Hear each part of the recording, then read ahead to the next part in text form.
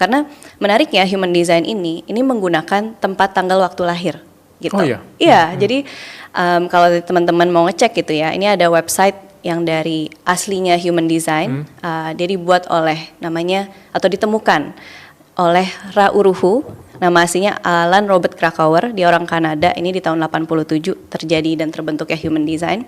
Lalu dia bikin website yang free, orang bisa nulis tanpa harus naruh email segala macam. Jadi yang dibutuhin adalah nama, tanggal lahir, jadi hari, bulan, dan tahun, dan kalau bisa adalah jam dan menit gitu. Nah, kadang nih banyak orang yang nggak tahu jam dan menit kelahirannya. Jadi bisa cek ke akte kelahiran. Kalau di akte kelahiran kadang nggak ada atau nggak nemu, udah hilang, bisa tanya ke keluarga, mungkin ibu atau yang lain. Kalau nggak tahu juga masih plus minus 30 menit gitu. Atau kalau tetap nggak tahu juga bisa jam 12 siang saat mataharinya di tengah. Karena memang human design ini menariknya adalah perpaduan antara dua sistem yang besar gitu. Satu adalah sistem yang lebih ancient, kuno, wisdom. Kedua adalah yang lebih science-nya gitu. Jadi yang ancient kuno ini tuh ada cakra gitu, ada astrologi baratnya, ada dari ilmu Cina kuno namanya I Ching, ada juga namanya Kabbalah, Tree of Life, gitu kan. Nah terus dari sainsnya itu juga ada fisika kuantum, ada biochemistry.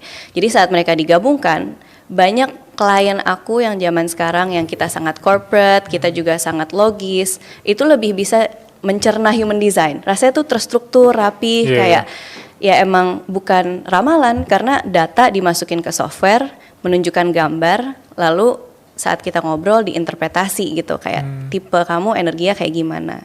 Jadi saat udah tahu tipe energi, mereka bisa ngerasa lebih selaras. Nah, keselarasan itu tuh bisa dilihat dari tipe. Jadi ada 5 tipe human design in general gitu ya. Ada yang manifestor. Manifestor itu kalau selaras dia merasa tenang. Tenang gitu. Kedua ada yang namanya generator, kayak aku generator. Kalau selaras itu merasa kepuasan, satisfaction.